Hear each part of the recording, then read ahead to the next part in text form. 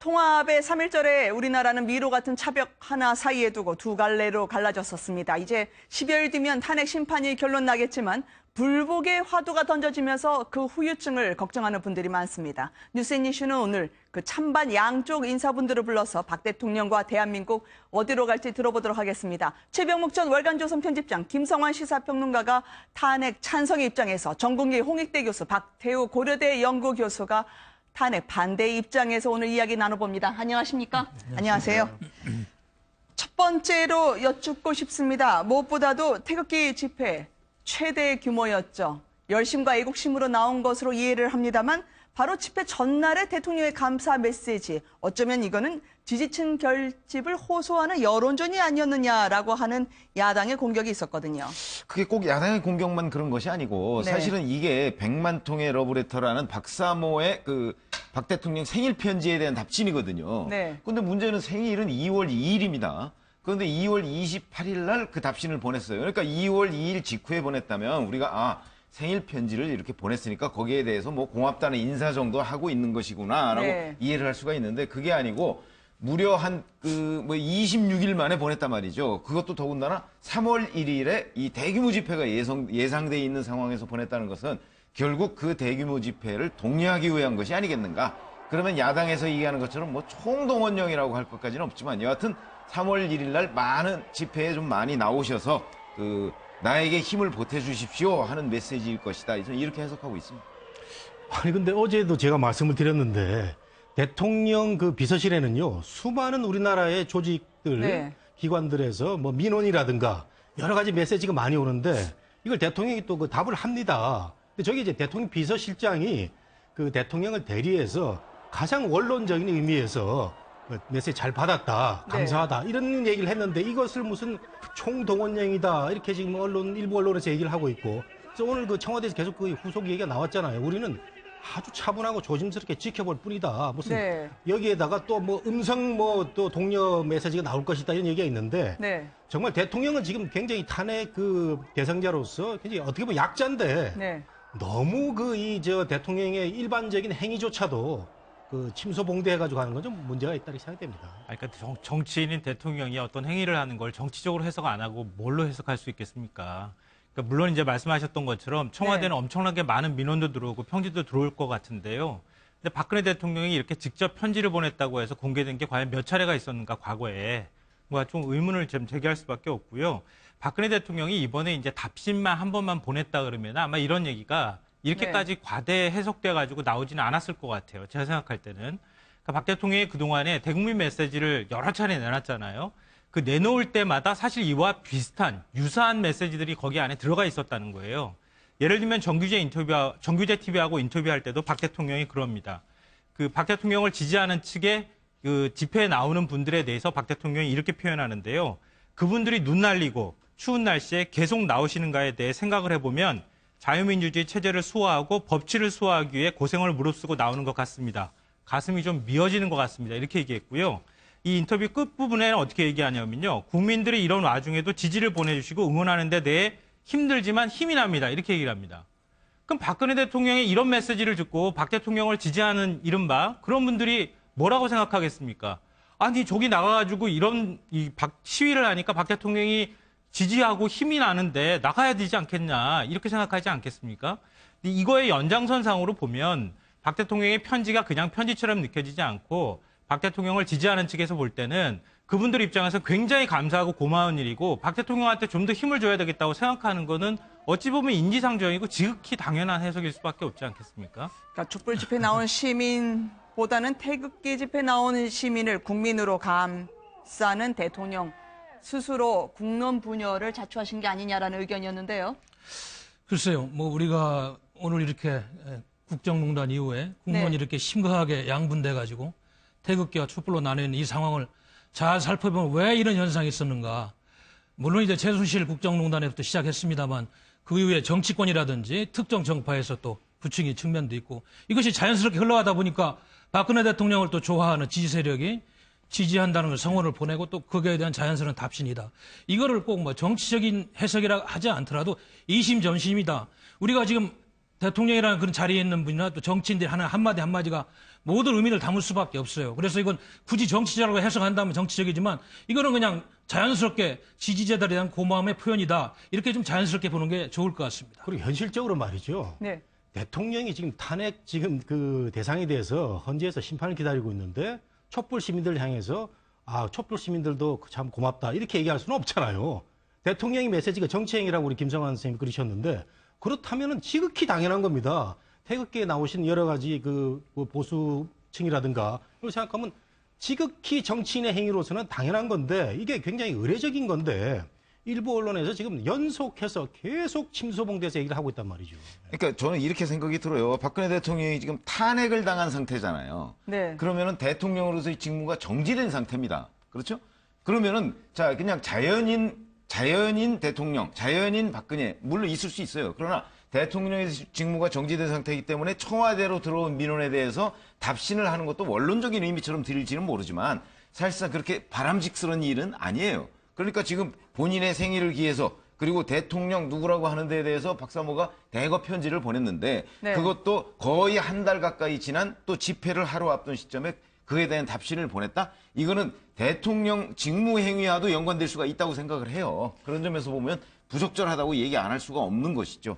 어쨌든 청와대에서는 오늘 차분하게 지켜보겠다고 이야기를 했다고 하는데 혹시나 그것이 원래 차분한 게 아니라 어제 집회에서 이미 승기를 잡을 수 있는 기회를 봤다라는 걸로 해석을 하고 계시는 건가요? 그거는 저는 뭐 약간의 치고 빠지기라고 보는 거죠. 왜냐면 어제 집회를 앞두고 전날 이미 본인이 그런 답신을 함으로써 목표를 다 달성을 했어요.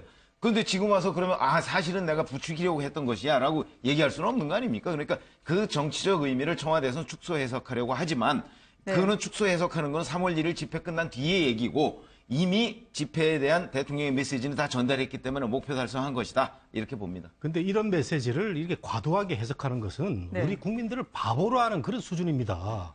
어제 제가 저녁에 나가봤어요. 시민청을 중심으로 해가지고 네. 을지로 일가하고 종로역을 가봤는데 수많은 그 사람들이 나와가지고 태극기 집회를 마치고 돌아가는 아주 평화적인 광경을 봤는데 흔히 생각하는 70대 노인도 아닙니다. 40대, 50대의 그 아주머니들이 많이 오고 여성들이 많이 오셨더라고요. 그러면서 매우 질서 있게 그동안에 네. 촛불 시위가 너무 지나친 점이 있어서 이렇게 나왔는데 이것을 뭐 박근혜 대통령이 나가라고 그래서 나온다. 이거는 그분들에 대한 모독입니다. 저는 이렇게 생각하고요. 그러면 박근혜 대통령 이런 것도 하지 말고 가만히 있으라고 하는데 노무현 대통령 탄핵 당시를 돌이켜 보면은 노무현 네. 대통령은 등산을 가면서 기자들한테 정치적인 메시지를 많이 던졌단 말이죠. 그렇기 때문에 대통령이 지금 탄핵의 골목에서 저렇게 몰려 있는데 계속 계속 입 다물고 있어라. 이런 것도 너무 가혹한 행위가 아닌가 생각합니다. 그런데요. 아니, 지금 제가 노무현 전 대통령 아니, 비교하셨으니까 제가 드리는 네, 말씀이지만 네. 노무현 전 대통령 그 탄핵 소추당했을 때 그때 언론하고 기자간담회를 한다거나 아니면은 뭐 인터넷 TV 그 당시엔 뭐 인터넷 TV가 활성화되지 않았던 시절이니까 그럴 수 있겠지만 어디 동영상으로 찍어가지고 국민들한테 메시지를 전달하거나 이런 일이 있었습니까?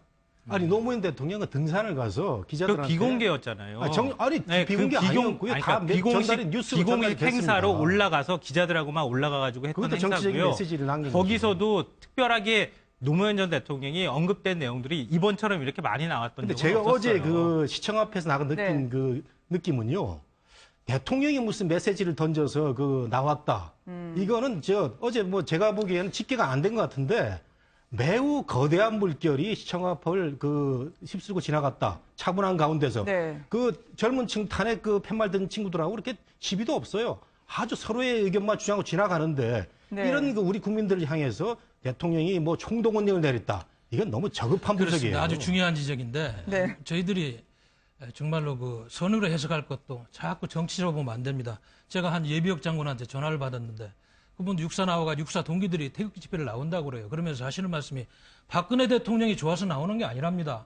나라 걱정이 돼가지고 그분들을 네. 이제 가치관이라든지 국가관 이런 걸로 보면은 지금 국가가 좀 잘못 갈 수 있다는 그런 개연성 때문에 박근혜 대통령이 좋아서가 아니고 나라 걱정해서 나온다. 이런 분들이 태극기 집회의 대부분이지 꼭 박근혜 대통령이 이야기해서 저렇게 나왔다. 그거는 참 저는 큰 근데 잘못된 우리가- 해석이다 이렇게 하나 말씀드리고 싶습니다. 전환해서 또 여쭤볼게요. 아니, 합쳐서 우리가- 답해 그렇지. 주시면 좋겠는데 예. 왜냐하면 최순실에 대한 경계 담장을 늦춘 데에 대한 뒤늦은 박 대통령의 후회다라는 언급이 있었었는데 최순실의 이용을 당했다라는 측면까지 나오는 게 어제 태극기 집회에 나오신 분들의 의견이었거든요. 글쎄 그건 뭐 태극기 집회와 박근혜 대통령의 기본 입장이라고 봅니다. 이용당했다는 것은. 근데 이용당했다는 건 본인이 전혀 알지 못했다는 얘기밖에 안 되잖아요. 그렇죠. 근데 박근혜 대통령이 전혀 알지 못하고 이런 그 행위가 지금까지 몇 년간 계속돼 왔다고 하면 박근혜 대통령이 더욱더 비참해지는 거 아닌가요? 저는 그런 생각이 듭니다. 그런 거 하나 하고 그다음에 이제 바로 이 총동원령 얘기와 관련해서 팩트를 좀 분명히 하고 넘어가야 되는데 3월 1일 집회를 박근혜 대통령이 총동원해서 열어라 이렇게 얘기했다는 게 아니에요. 저희가 생각하는 거는 네. 3월 1일 집회는 원래 계획이 돼 있었죠. 그런데 그거에 대한 박근혜 대통령이 2월 28일 날 답신을 줌으로 해서 3월 1일 집회를 독려하거나 또는 격려했다는 의미로 우리가 얘기를 하는 것이지 뭐 동원해서 3월 1일 집회가 열렸다 이런 개념은 아닙니다. 네. 앞서 이제 우리 국민들이 그렇게 수준이 낮지 않다 이렇게 말씀하셨는데요. 박근혜 대통령의 정치 감각이 뛰어나다고 그동안에 많은 평가를 받아왔잖아요. 예를 들어서 유승민 의원하고 관계가 안 좋을 때, 그럴 때 청와대에서 만찬하면 유승민 의원이 맨 뒤쪽에 박 대통령한테 보이지 않는 자리로 배치됩니다. 그렇지 않았을 때는 또 맨 앞으로 끌어내립니다. 박 대통령은 그 정도의 정치 감각을 갖고 있는 분이에요. 그러니까 박 대통령이 하는 행위 자체가 박 대통령의 어떤 메시지가 국민들한테 어떻게 전달될 거라는 걸 모르고 전달하시지는 저는 않았을 거라고 생각해요. 그런 면에서 이번에 이제 러브레터에 대한 답신을 보낸 게 그렇게 해석될 소지가 충분히 있었다. 그리고 이제 앞서 말씀드렸던 것처럼 여러 차례 박 대통령이 그동안에 이제 해왔던 메시지들이 있었기 때문에 네. 국민들이 느낄 때는 아, 이번에도 그런 메시지였겠구나. 박 대통령에 대해서 안쓰러움을 갖고 계시는 분들도 있고 또 박 대통령에 대해서 애정을 갖고 계시는 분들도 있고 나라 사랑하는 분들도 있고 많은 분들이 있을 거 아니에요. 근데 어찌됐든 지금 현재 국면은 박 대통령의 탄핵에 찬성하느냐 아니면 반대하느냐의 국면으로 수렴되는 거 아닙니까?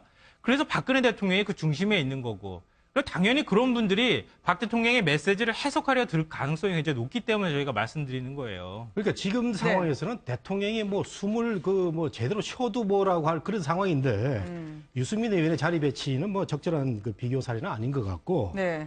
제가 말씀드리고 싶은 것은 탄기국의 그 구성 그 조직을 보면 말이죠. 이게 분명히 그 파악이 됩니다. 탄기국의 뭐 탄핵기각 뭐 국민운동법 그렇잖아요. 수십 개의 그 조직이 참여하고 있는데 여기에 박사모는 그 한 조직에 불과합니다. 물론 주축을 이루고 있죠. 근데 탄기국의 모든 것을 박사모가 다 좌지우지하는 것처럼 얘기되고 이런 그 메시지가 박사모를 통해서 전달이 되면은 대통령의 그 지령이 떨어졌다. 이런 것 자체가 어제 나온 많은 그 40대, 50대 여성들 네. 또 그 시니어들 이런 분들의 그 어떤 그 권위 품위를 손상하는 그런 발언이 말이죠. 그래서 저는 MBN처럼 이렇게 그 공정한 그 보도 자세가 좋다고 보는데 일부 언론에서 매우 이것을 대통령의 지시냐 이렇게 몰아가는 것은 정말 앞으로는 지양될 자세가 아닌가 생각합니다. 올해 그리고- 기획된 국정농단 최순실의 그 일당의 작품이라고 보시는 거예요? 그런 생각이 들더라고요. 저희들이 이제 작년에 이 탄핵 사태가 이제 촉발된 국정농단 언론 보도라든지 네. 그동안에 이제 여러 가지 우리 지식인 사회라든지 또 주류 사회에서 처음에는 상당히 당황을 하고 상당히 좀 흥분한 상태에서 지금 이 시일이 흐르면서 점차 진실이 밝혀지고 여러 가지 사례들이 나오다 보니까 이제는 대통령도 조금은 만약에 법이 허용하는 범위 내에서 진실이 무엇인지 이야기할 권리는 있다고 봅니다. 그것까지 막을 권리는 없고요. 그런 차원에서 적절한 기회가 있다면은 최순실과 관계도 물론 잘못한 것도 있지만 또 아닌 거 아니라고 이야기할 그런 기회도 필요하고 또 자기를 지지하는 사람한테 그런 메시지 정도는 보내주는 것이 그것이 정치하는 대한민국 민주주의 사회지 이것도 안 된다면 민주주의라는 나라가 할 수 있겠어요? 네, 그렇게 생각합니다. 무엇보다도 모금설까지 나오곤 했습니다만 박지원 대표의 발언에 대해서 공식적으로 우리 한 푼 두 푼 후원에 대한 모욕이다라는 이야기가 있었습니다. 글쎄 그 모금설은 사실 어디까지가 진짜인지는 네. 잘 모르겠어요. 저도 어저께 그 집회 다녀보니까 모금함이 있더라고요. 네네. 있어서 제가 한 10여 분 이렇게 지켜봤는데 거기에 돈을 실제 넣는 분은 많지는 않아요. 네. 그러나 또 없는 것도 아니에요.